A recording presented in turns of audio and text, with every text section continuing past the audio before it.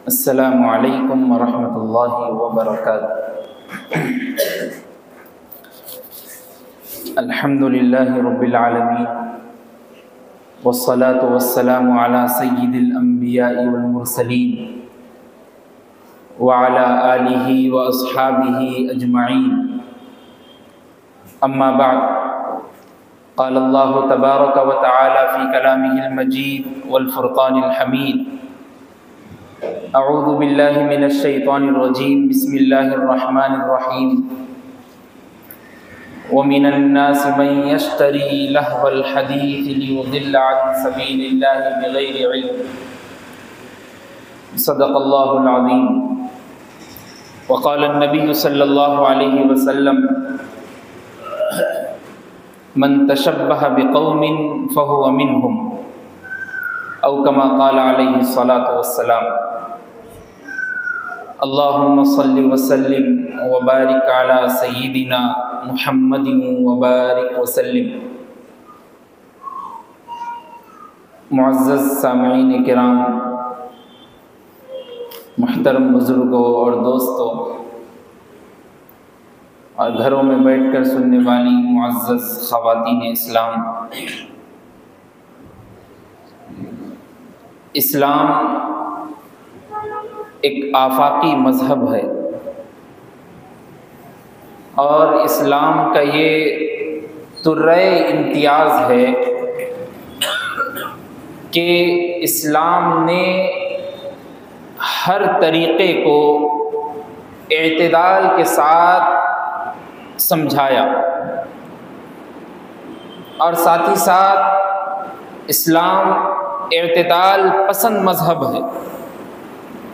किसी और मज़हब को हम देखते हैं तो कुछ कभी चढ़ाव मालूम होता है तो कभी पूरा उतार दिखाई देता है, लेकिन इस्लाम एतदाल के साथ, किसी पर ज़ोर ज़बरदस्ती नहीं, किसी पर जुल्म सितम नहीं, किसी पर जबर नहीं, किसी पर कोई कानून लागू करना नहीं।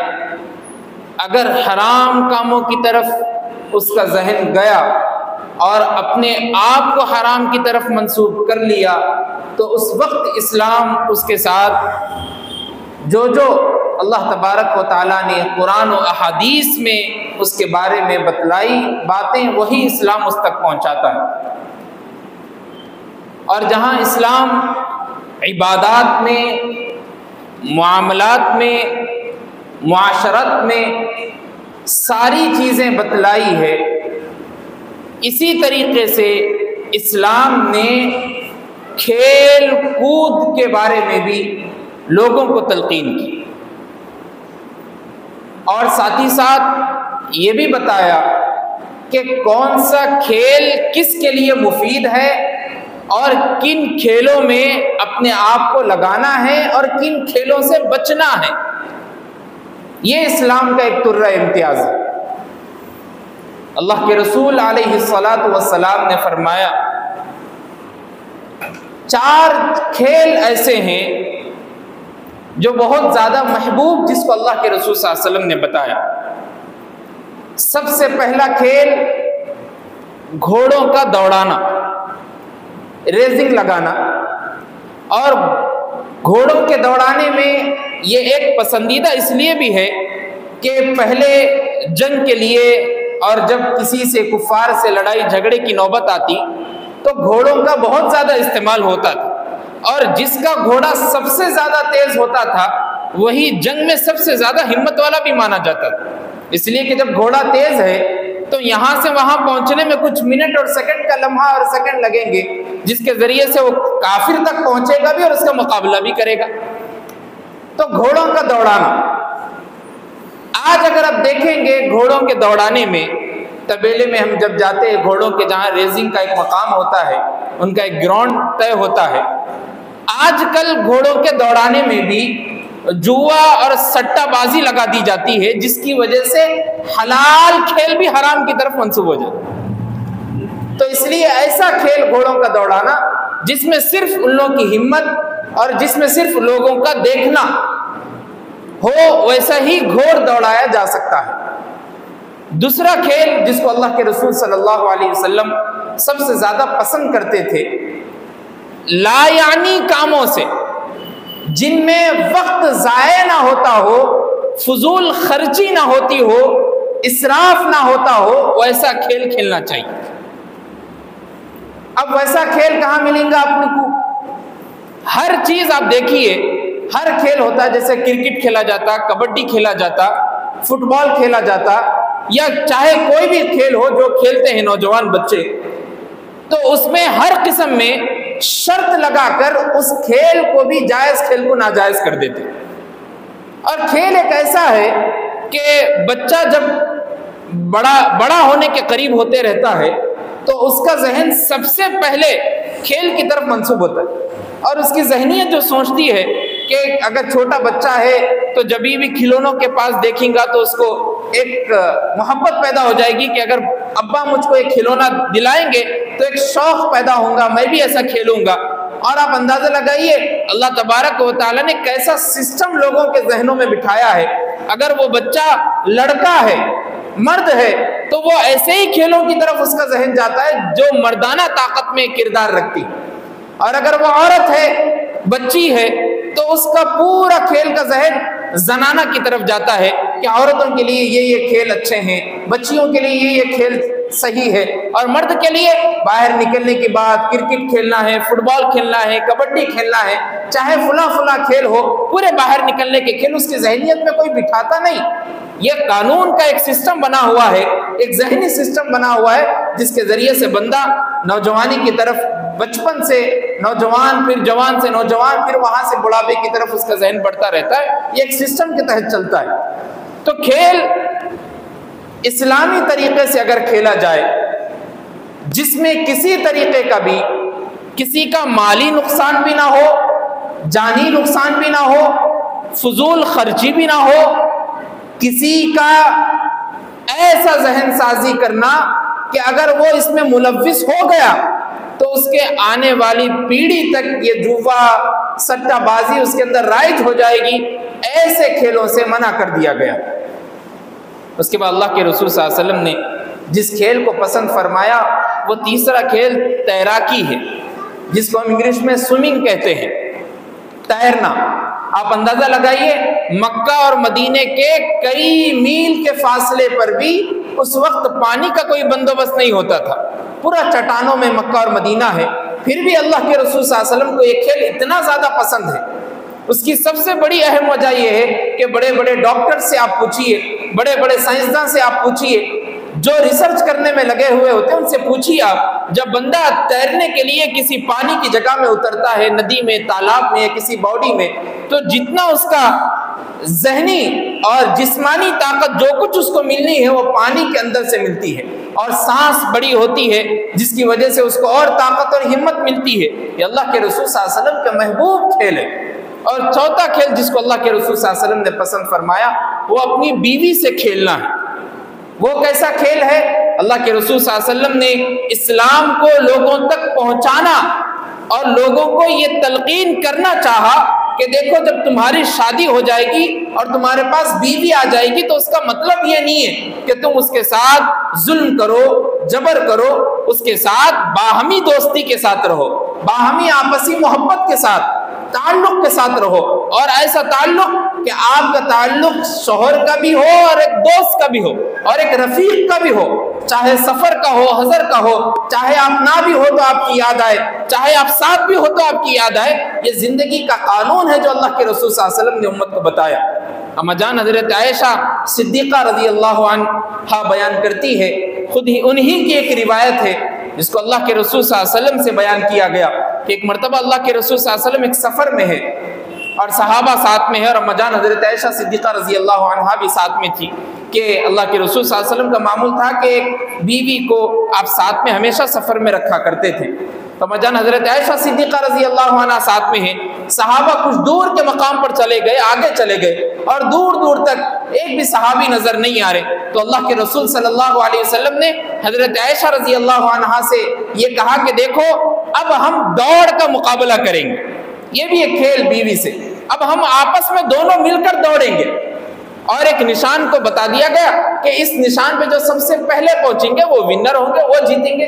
तो निशान बनाया गया। अल्लाह के रसूल सल्लल्लाहु अलैहि वसल्लम, अम्मा जान हजरत आयशा सिद्दीक़ा रज़ी अल्लाह अन्हा दोनों मिलकर आपस में दौड़ने लगे। और हुआ ये कि अम्मा जान हजरत आयशा सिद्दीक़ा रज़ी अल्लाह अन्हा जीत गई। और जीतने की खुशी, और जीत भी किससे गए? आकाए नामदार ताजदार मुज्तबा मोहम्मद मुस्तफ़ा सल्लल्लाहु अलैहि वसल्लम पर। वो खुशी ऊपर से पहले महसूस हो रही है। और दूसरी बात, मैं जीत गई सबसे पहले, ये खुशी है। और जब कोई जीतता है तो एक अंदरूनी खुशी उसको मालूम होती है। उसके बाद एक और मर्तबा भी ऐसा हुआ कि एक जंग में थे और सहाबा इकराम रिज़वानुल्लाहि अलैहिम अजमईन को कहा गया कि तुम आगे चलो, हम आ रहे हैं। और सहाबा जब आंख से ओझल हो गए, आगे चले गए, तो फिर कहा गया कि देखो हम और एक मर्तबा दौड़ लगाने वाले, दूसरी मर्तबा हो रहा है। और अल्लाह के रसूल सल्लल्लाहु अलैहि वसल्लम, अम्मा जान हजरत आयशा सिद्दीक़ा रज़ी अल्लाह अन्हा दोनों मिलकर आपस में दौड़ने लगे और इस मर्तबा अल्लाह के रसूल सल्लल्लाहु अलैहि वसल्लम जीत गए। और जब जीत गए तो हजरत आयशा रज़ी अल्लाह अन्हा अफसुर्दा हो गई। अफसुर्दा इस बात से हुई कि मैं हार गई और आप जीत गए। अल्लाह के रसूल सल्लल्लाहु अलैहि वसल्लम ने कहा, टेंशन लेने की कोई जरूरत नहीं है, तुम एक जीत गए, मैं एक जीत गया, तिल का बितिल का, ये एक उसका बदला है। उससे पहले आप जीते थे, अब मैं जीत गया। अब तो मैच ड्रॉ हुआ है, अब आगे और एक जब हम जीतेंगे तो जब विनर कायम होगा। अल्लाह के रसूल सल्लल्लाहु अलैहि वसल्लम का मामूल है जिंदगी गुजारने का। इस्लाम कोई शरपसंद मजहब नहीं है। इस्लाम आपको टाइट और मजबूत करने वाला मजहब नहीं है। इस्लाम तो आपको हर दर्स का एक एक निजाम सबक देता है कि जिंदगी गुजारना है तो हुजूर अकरम सल्लल्लाहु अलैहि वसल्लम को अपना रोल मॉडल बनाओ, सहाबा इकराम रिज़वानुल्लाहि अलैहिम अजमईन की जिंदगी को आइडियल बनाओ। देखो फिर जिंदगी कैसी सुहानी और जिंदगी कैसी आसानी के साथ गुजरती है कि इसमें ना मशक्कत महसूस होगी, ना कोई अदावत महसूस होगी, ना कोई नफरत महसूस होगी। सिर्फ आपको आपकी जिंदगी से प्यार और मोहब्बत होगा और आपको मालूम होगा कि एक एक तरीका इस्लाम ने पैदा होने से पहले से लेकर मरते दम तक और मरने के बाद भी जनाजे के साथ क्या क्या अहवाल पेश आएंगे वो भी इस्लाम ने सिखाया। इस्लाम का तुर्रा इम्तियाज है।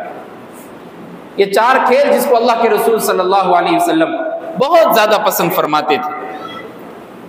असल में खेल को इस जुमे में बयान करने का मकसद यही है कि जनवरी की 12 और 14 को एक खेल हमारे बिरादरान वतन के भाई मनाते हैं जिसको हम मकर संक्रांति के नाम से जानते हैं और पहचानते हैं। और बाज़ लोग उसको बसंत और वसंत भी कहकर पुकारते हैं। मकर संक्रांति असल में ये समझे कि ये एक कौमी तफरीह नहीं है बल्कि एक मजहबी तारीख है, मजहबी ईद है। उन लोगों की बिरादरान वतन की एक मजहबी ईद है। और आप देखिए हैदराबाद के कई इलाकों में मजहबी त्यौहार गैर मुस्लिमों का और उसमें शामिल होने वाले लोग पूरे मुसलमान। हालांकि अल्लाह के रसूल सल्लल्लाहु अलैहि वसल्लम ने 2 ईदों का तस्करा किया कि मुसलमानों के लिए 2 ईदें हैं, उसमें से एक ईद उल फित्र है और एक ईद उल अजहा है। उसके अलावा कोई ईद मुसलमानों की नहीं। हाँ, मुअज़्ज़ज़ दिन है, जैसे शब क़द्र आती है, रमज़ान का पूरा महीना गुजरता है, मुहर्रमुल हराम के 9 और 10 तारीख होती है, उसके अलावा अशरा ज़िलहिज्जा के 10 दिन होते हैं। ये एक मुअज़्ज़ज़ दिन है, बाबरकत दिन है। लेकिन ईदें जो है वो 2 ही है, त्यौहार जो है मजहबी वो 2 ही है मुसलमानों, उसके अलावा कुछ नहीं। बसंत और मकर संक्रांति, इसकी असल हकीकत हमको पहचाननी है। उन्हीं के एक मुअर्रिख, हिंदू मुअर्रिख ने अपनी किताब में लिखा है कि एक लाहौर का वाक़या, पड़ोसी मुल्क के इलाके का लाहौर का वाक़या के सैकड़ों साल पहले हज़रत ईसा अलैहिस्सलातु वस्सलाम से भी पहले का वाक़या। हिंदू मुअर्रिख लिखता है अपनी किताब में कि एक हकीकत राय एक लड़का था जो स्कूल में ज़ेर तालीम था और स्कूल में पढ़ता था, और वहाँ पर हिंदू और मुस्लिम सब बच्चियाँ और सब लड़के पढ़ते थे। हुआ ये कि किसी झगड़े की बिना पर वो हकीकत राय लड़के ने अल्लाह के रसूल अलैहिस्सलातु वस्सलाम की शान में गुस्ताखी की और साथ ही साथ बीवी सैयदा कायनात फातिमतुज़ ज़हरा रज़ी अल्लाह अन्हा की शान में गुस्ताखी की। और जब गुस्ताखी की तो ज़माने में कानून था कि ये जो गुस्ताखी होने वाली है, जो भी किसी मजहब के बारे में गुस्ताखी करेंगे उसको सजा दी जाएगी। अब सजा तय हुई, सजा क्या तय हुई कि भाई तुमको फांसी दी जाएगी इसलिए कि तुमने इस्लामी मजहब के बारे में कुछ गलत बोल दिया, जो लोगों के दिलों को ठेस पहुंची है जिस बात से। अब फांसी की तारीख मुकर्रर हुई, तारीख मुकर्रर होने के बाद जगह तय हो गई, और जगह तय होने के बाद पूरे लोग वहां पर जमा हो गए, और जमा होने के बाद कई मर्तबा उसकी फांसी को रोकने की कोशिश की गई लेकिन नहीं रुक पाई, इसलिए कि ऐसे मसले में वो गिरफ्तार हो गया था जिसको कबूल करना और जिसको माफ करना किसी का जहन इस तरफ नहीं बन रहा, और फांसी दी गई। हकीकत राय उस फांसी में मारा गया, इंतकाल हो गया। उसके बाद उसकी जब बरसी हुई 1 साल के बाद, उसी मकाम पर लोग जमा हुए, और जमा होने के बाद उसकी खुशी में, उसकी याद में कागज और डोरी को ऊपर कर कर लहराने लगे और कहने लगे कि तुम्हारी आत्मा को शांति मिले इस हवा के जरिए से। और जब से एक तारीख कायम हुई कि जब भी ये दिन आएंगे, ये मौका आएगा, तो लोग पतंगों को उड़ाएंगे उसकी शांति के लिए। किसी को तारीख नहीं मालूम, और हिंदू मुअर्रिख खुद अपनी किताब में लिख रहा है। और उसके अलावा भी अगर तारीख ना भी मानी जाए, पतंगबाजी एक ऐसा खेल है जिसमें जान का नुकसान, माल का नुकसान, इसराफ, फजूल खर्ची, टाइम का जिया होना और वक्तन फवक्तन लोगों का आपस में लड़ना, झगड़ना, लूटना शामिल हाल है, जिसकी वजह से इस्लाम इसकी इजाजत नहीं देता और हराम है पतंगबाजी करना। अल्लाह के रसूल सल्लल्लाहु अलैहि वसल्लम ने फरमाया कि कबूतरबाजी करने वाला जो कबूतर को पकड़ने के लिए उसकी तरफ दौड़ता है, वो हकीकत में जहन्नम की तरफ दौड़ रहा। कितनी बड़ी बात है, आप अंदाजा लगाइए। और जब कबूतर की तरफ दौड़ने से मना किया गया तो उसी के ऊपर कियास करते हुए उलमा और फुकाहा ने कहा कि ऐसे ही पतंग है जो उसको लूटने के लिए दौड़ता है, वो भी इसी में शामिल है। और बड़े बड़े कार वाले हैं, तकरीबन 2-2, 4-4 लाख की कार है, लेकिन जब पतंग कटी हुई उनको मिलती है और गिरती हुई मिलती है तो कार रोक दिए, कार में से उतर गए और उसकी तरफ दौड़ते। हालांकि खरीद सकते, उससे ज्यादा खरीद सकते, लेकिन लूटने की खुशी कुछ और है। और बाज़ाब्ता तौर पे फख्र के साथ आकर कहते हैं मैं 10 पतंग आज लूटा। लूटना, किसी का माल, किसी के पैसे उसकी इजाजत के बगैर लूटना हराम है। और पतंग के पैसे कोई और दिया, किसकी है नहीं मालूम, कहां से है नहीं मालूम, कहां से कौन सी जगह से कुछ नहीं मालूम, मेरे को दिखी, मैं भागा, मैं लूट लिया, मेरी हो गई। और इसराफ, फजूल खर्ची, वही 10 रुपए, वही 20 रुपए किसी जगह सदका कीजिए, किसी गरीब को दीजिए, किसी मस्जिद में माली ताउन कीजिए, किसी मदरसे में ले जाकर दीजिए, किसी गरीब तबका को खिलाइए। आपके अहलो अयाल में, कोई आपकी सोसाइटी में, कोई आपके मोहल्ले में, कोई आपके रिश्तेदार हो, कोई आपके पड़ोसी हो, उन सब गोश्त पहुंचाइए, कोई कपड़े पहुंचाइए, उसी पैसों के जरिए से आप मदद कीजिए। देखिए फिर अल्लाह तबारक व तआला फरमाते हैं वाक़रिज़ुल्लाह क़र्ज़न हसना, अगर अल्लाह की राह में तुमने खर्च कर दिया तो अल्लाह के पास वो कर्ज़े हसना है, इससे बेहतर तुमको लौटा दिया जाएगा। और अल्लाह फरमाते हैं वल्लाहु युज़ाइफ़ु लिमन यशा, मैं अल्लाह हूँ, मेरे हिसाब से जो देना है मैं तुमको दूंगा। और जब अल्लाह देने पे आ गए तो सोचिए आप कितना देंगे। इसी माल को आप खर्च करते उस जगह पे कर सकते हैं वैसा।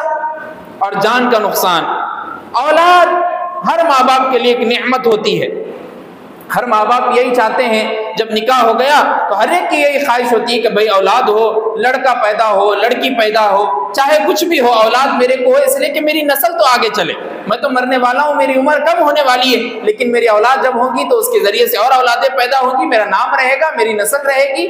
लेकिन जब वही औलाद को बाप बचपन में गाड़ी ठहरा कर पतंग दिलाता है, उसकी वो आदत हर जनवरी के 12, 13, 14 तारीख को मकर संक्रांति में हो जाती है कि अब्बा मुझको दिलाए थे, अब मैं बड़ा हो गया, खुद के पैसे मेरे पास है, मैं लूंगा, मांझा खरीदूंगा और पतंग उड़ाऊंगा। जिसकी वजह से मांझा रोड पर जा रहा है, कोई आम आदमी, उसकी माँ उसका इंतजार में लगी हुई है, उसकी बीवी उसके इंतजार में लगी हुई है, कोई और मसरूफियत की वजह से दवाखाने में किसी को देखने के लिए जा रहा है, बच्चे रो रहे हैं, भूख से बिलक रहे हैं, दूध लाने के लिए जा रहा है, खाना लाने के जा रहा है, गाड़ी पे है और तेज वाला मांझा आया और जिसकी वजह से गले पे लगा और वहीं मर गया।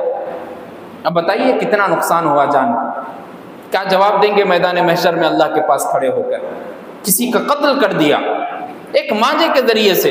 हलाली का पिछले ही साल का वाकया मलकपेट का सोहेल होटल के पास, मुल साहब मकतब पढ़ाकर बच्चों को घर को रवाना हो रहे, तेज मांझा आने की वजह से पूरी हलक की नस कट गई। क्या वजह थी, क्या किए थे, किस वजह से निकले थे, कुछ नहीं मालूम।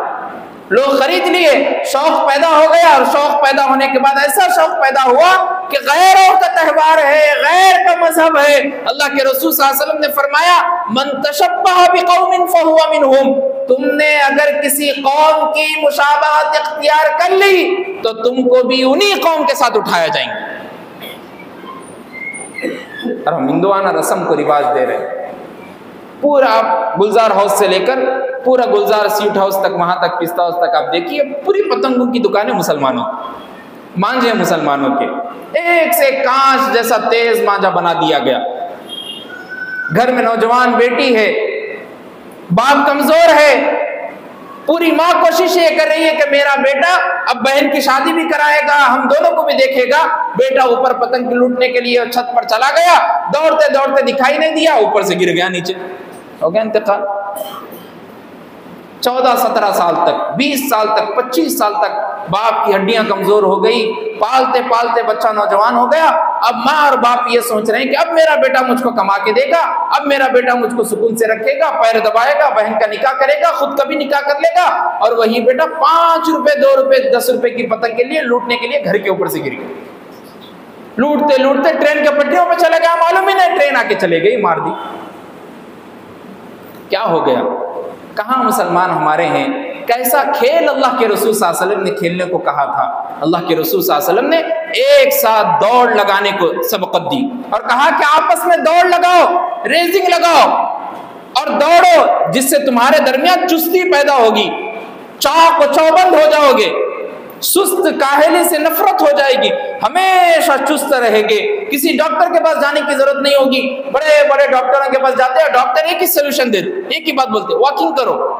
अब डॉक्टर जब बोलती है इंग्लिश में वॉकिंग, अब ऐसी मोहब्बत हो जाती है कि डॉक्टर साहब से अच्छा कोई भी नहीं है। 1400-1500 साल पहले अल्लाह के रसूल सल्लल्लाहु अलैहि वसल्लम ने इस खेल को पसंद फरमाया, दौड़ने को, उसी को इंग्लिश में वॉकिंग कहते। नौजवान बच्चा है, 16, 15, 14 साल का है, पेट निकल गया, मोटा हो गया, वजह क्या है भाई? कुछ वजह नहीं है भाई, खाली खा रहे, घर में बैठे हुए रह रहे और कुछ दीन से वाकिफियत नहीं है, दीन से लेना देना नहीं है, कैसी मेहनत करनी है, दीन और तबलीग और दावत की कुछ नहीं मालूम, कभी निकले ही नहीं, बाहर खा रहे पी रहे, बावा खिला रहे और बैठ गए हम सुकून से, और कुछ लेना देना नहीं है। और खेल कैसे खेल रहे? फोनों में, पूरे खेला फोनों में है, वीडियो गेम, पबजी, फुला गेम, जिसके जरिए से पूरी जहनियत खत्म हो गई। बच्चा मार्क्स नहीं ला सक रहा, स्कूल में फेल हो गया। फिर उसके बाद मुल्क साहब के सामने, एक मुर्शद के सामने जाके बैठ के बोले, मुर्शद हमारा बच्चा बहुत वीक हो गया, जहन कमजोर हो गया, कुछ खिलाओ, कुछ पिलाओ, कुछ तावीज पहनाओ। मुर्शद क्या कर सकेंगे उसमें? तुम्हारी गंदगी है कि तुमने अपने बच्चे को फोन देकर वीडियो गेम के फुला पैसे डाल दिए और वो रात दिन उसी में लगे हुए, एयरबड से एयरफोन लगा लिया और जोर जोर से चिल्ला के बोल रहा कि मारो मारो मारो, किसको मारो, कहाँ मारो, क्या करो, मालूम ही नहीं। लोग देख के परेशान हो जा रहे, पागल हो गया। रात में बैठे बैठे दवाखाने में चले गया तो ऐसे वीडियोस भी आ रहे, पबजी की वजह से अभी भी बच्चों के हाथ हिल रहे हैं, उंगलियां हिल रहे हैं, इतना मगरूक, इतना गर्क हो गए, जिसकी वजह से पूरी नफसानियत, जहनियत बर्बाद, तबाह, खत्म। उसकी वजह से बच्चे के अंदर खून खत्म, रगें खत्म हो गई, नसें कमजोर हो गई, अब चल नहीं सकता, अब भेंदापन हो गया, अब आंखों से दिखाई नहीं देता, अब नंबर बढ़ गया, अब ऑपरेशन करना पड़ता, अब उसकी वजह से अपेंडिक्स का ऑपरेशन हो गया, वो हो गया, फुला।